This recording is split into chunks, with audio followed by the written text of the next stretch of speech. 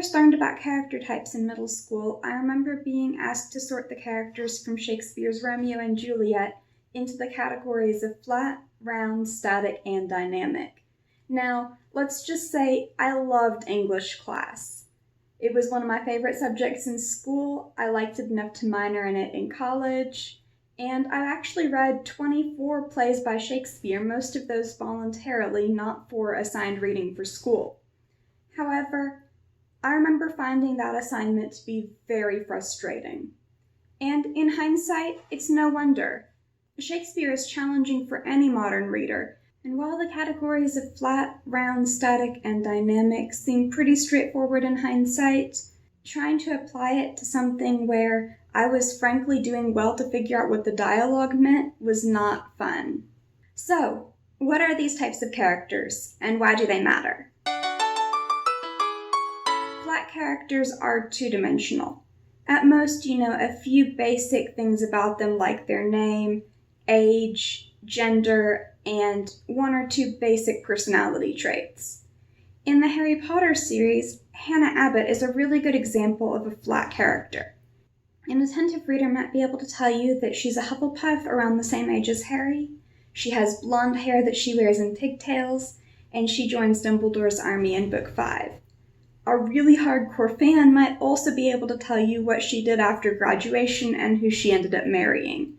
But nobody would be able to tell you about her hopes, her dreams, her fears, her secrets, her regrets, her likes and dislikes. That information just isn't given.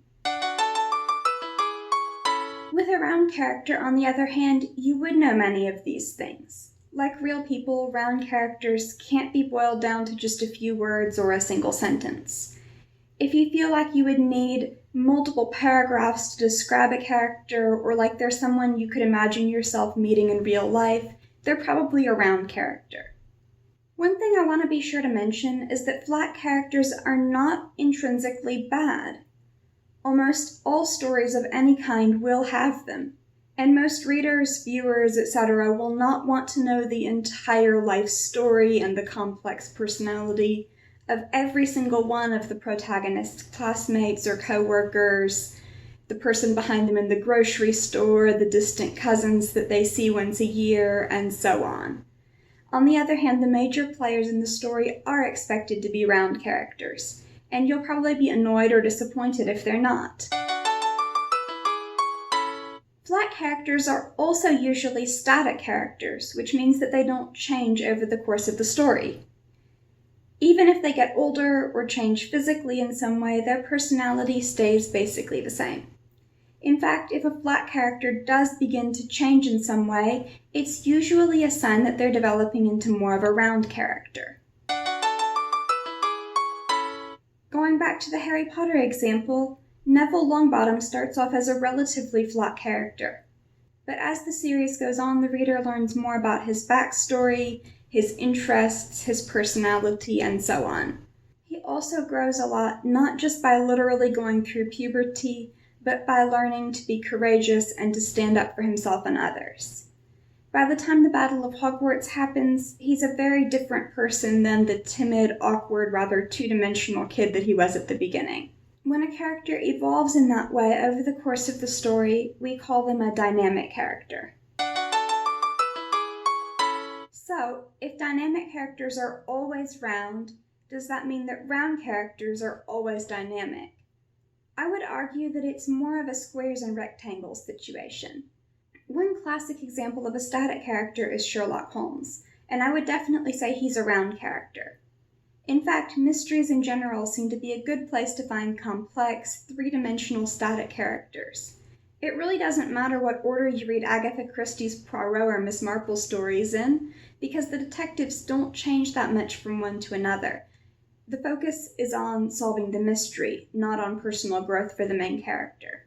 In series with prequels, or stories with an extensive backstory, it's also totally possible to have a character who's static in the present day, but has grown and changed in the past enough to make them round and, for all intents and purposes, dynamic. Obi-Wan Kenobi from Star Wars comes to mind as an example. He really doesn't change that much over the course of A New Hope, and to be honest, he seems a bit flat in that movie.